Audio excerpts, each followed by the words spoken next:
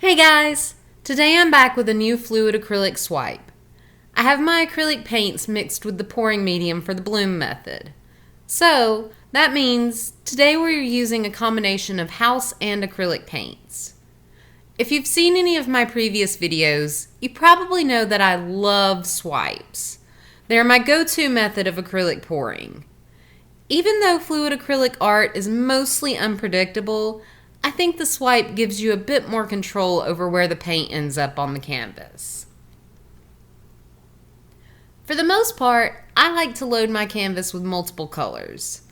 I enjoy creating combinations of color explosions.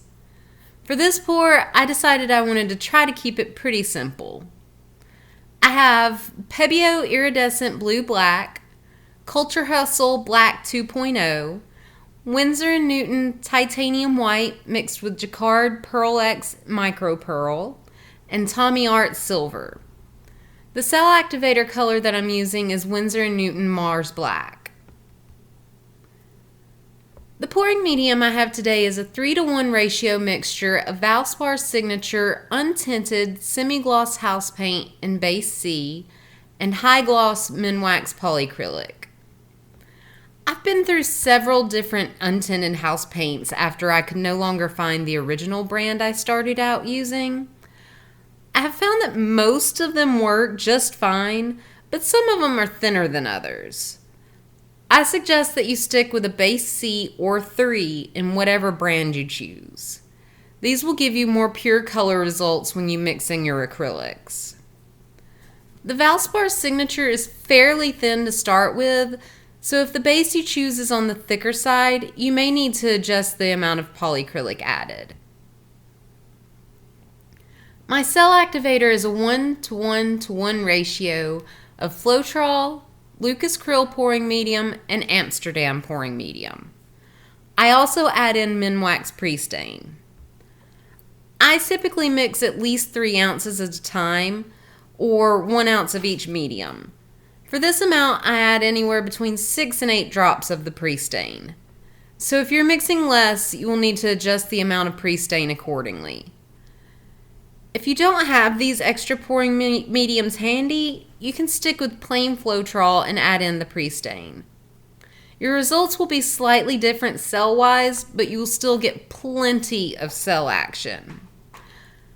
I did a series on different cell activator recipes for bloom pours.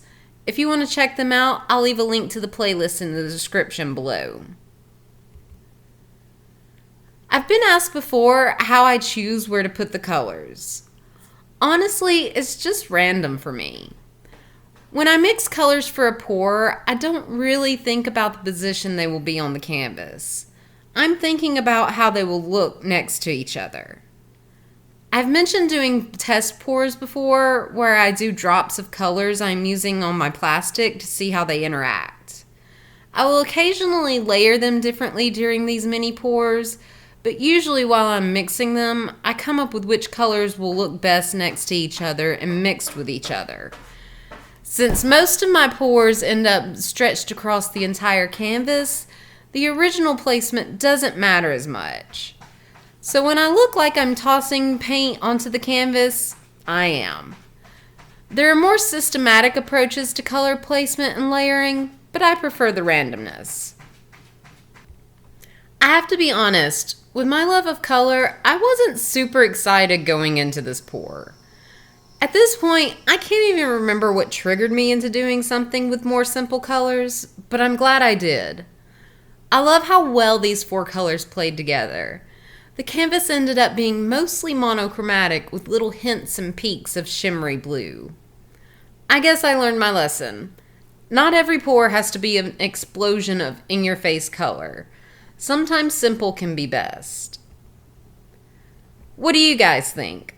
Do you love acrylic pours that have endless colors, or do you prefer shots of color in your abstract art instead? Comment below and let me know. If you haven't already, don't forget to subscribe. I have new pours every Tuesday and Friday, so make sure you don't miss the next one. That will be it from me today. Check out the end of the video for some close-ups of all those gorgeous cells. See you next time. Bye.